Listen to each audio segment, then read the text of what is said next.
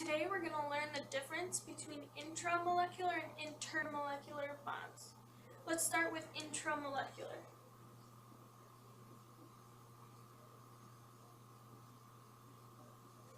Intramolecular are bonds between atoms in a compound, and they're usually very strong.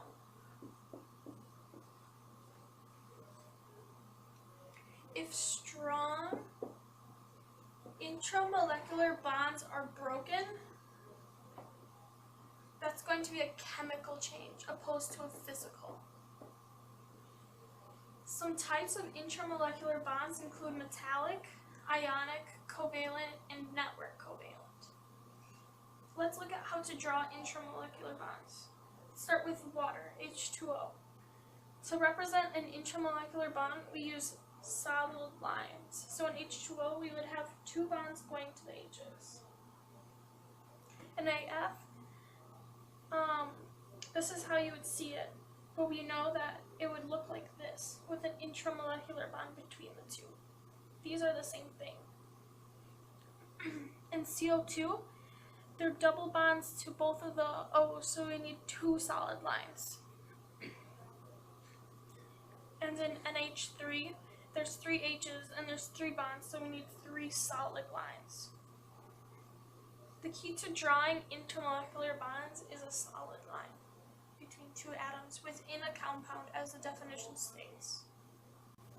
Now let's look at intermolecular bonds.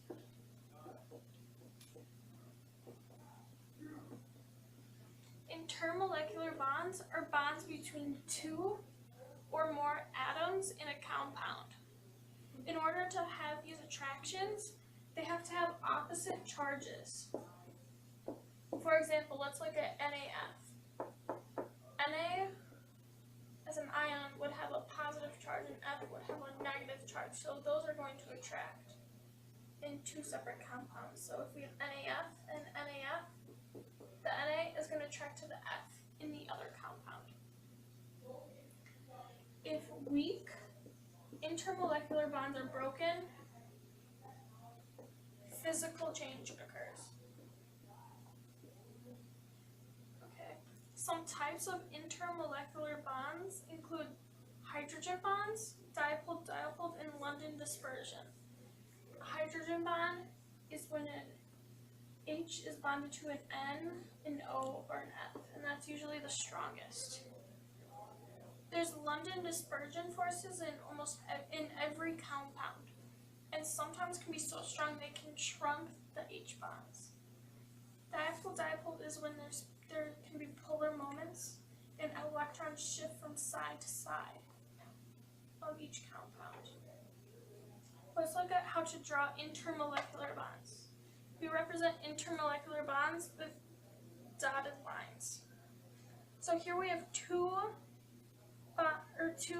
compounds of water, and to see the attraction, we represent that with dotted line. But remember, the attractions can be between two atoms of opposite charges, so between the O and the H.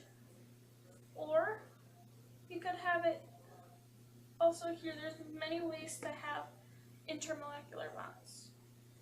Let's look at CO2. The C is going to be a positive charge and the O would be negative, so we represent that with a dotted line. And NH3, the charges between H and N are going to be attracted.